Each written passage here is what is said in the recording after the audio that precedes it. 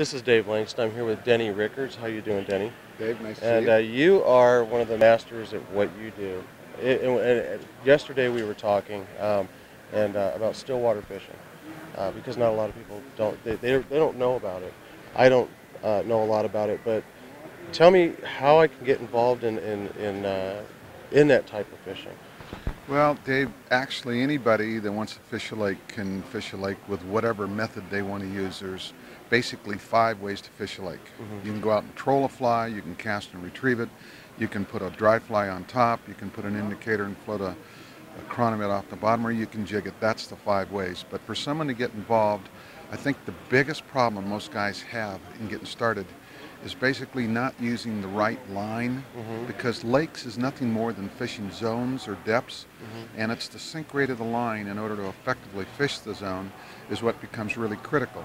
And once guys begin to understand how fish react to conditions that are around them that are constantly changing, sunlight, wind, temperature of the water, things like that, if they just realize that when fish cruise and hunt, they basically feed in shallow water, close to the surface along shoreline.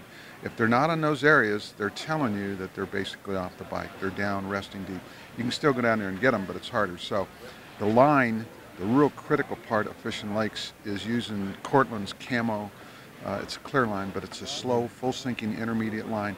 And if you can keep your fly above the fish while you're retrieving parallel, you're going to catch more fish. Okay. All right. And now that's what you're here doing. I mean, you're here at the ISC. You do your seminars. People, it looks like you pack it in there pretty well. Guys wanting to learn how to do this, and you have a book out that it looks like it can help get people started. That's a catalog, but there's books and videos that are available on all aspects of fishing the stillwater game. Right, here's one of them. This is your book, or that's the one that I wrote. It's the first one that we wrote. Okay. The how-to book. Denny, is there anything special? I mean, does weather play in this? I mean, is there a lot of important things that? Is there? I guess there's. It's like any sport, right? There's a lot to know. Well, and that's a good question, Dave, because when you're talking weather, I didn't know this 20 years ago, but I've learned it just by being on the lake almost every day that if you have a situation or a condition, it's not what happened 2 hours ago or what might happen 2 hours from now, this time yesterday, this time last year. It's what's going on right now. So when you have adverse weather, for instance, if you have a frontal system coming in and you get low pressure, it affects fish because they go down deep and they hold. Other than that, you have to make adjustments constantly for whatever weather, wind or sunny days, whatever. So let me ask you one question. I bass fish a lot.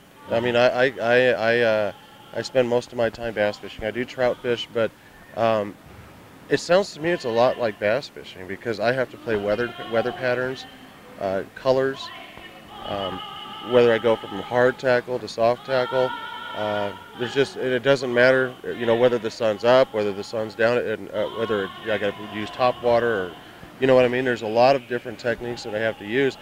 And it's weather conditions. It's all patterned. It seems to be around weather conditions and colored water, stained, murky. Right.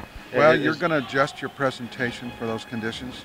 If guys just understand that weather, regardless of the species of fish that you're after, and I'm talking predator fish, not scavenger fish. So if you're after a game fish that has to survive by finding other food sources to eat, what the weather patterns do is it moves fish, not only from one spot to another, but up and down. And when you understand where they're going to be, you can adjust your tackle requirements, color of your flies or lures for that, just relative to the conditions and the severity of them. Now, Denny, let me ask you something. How can people get a hold of you to learn more about stillwater fishing? Well, they can go online. My website is flyfishingstillwaters.com, or I tell guys, I talk to fishermen every day, every night, and I caution them on one thing. If the Rams, Lakers, or Dodgers are playing, I'm not answering until the game's over. Then I'll call them back.